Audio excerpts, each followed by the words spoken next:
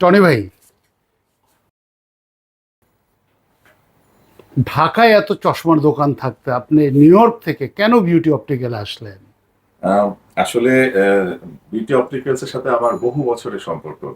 মানে যখন প্রথম আমাকে ডাক্তার চশমা পড়তে বললো বহু বছর আগে, তখন আমি খুব ফ্রেম খুঁজছিলাম, স্টাইলিশ, মডার্ন, অ্যান্ড কন্টেম্পোরারি, যেটা সময়ের সাথে যায় আর কি। তো সেই তখনই বহু বছর আগে আমার বিউটি অপটিক্যালস এর সাথে পরিচয় হয়, এবং তারপর থেকে কন্টিনিউয়াসলি আমি এখান থেকেই আমার চশমা এবং সানগ্লাস নিচ্ছি। এবং সবচাইতে মজার বিষয় হচ্ছে কি, আমি নিউ ইয়র্কে থাকি, তো এখন আপনারা সবাই জানেন।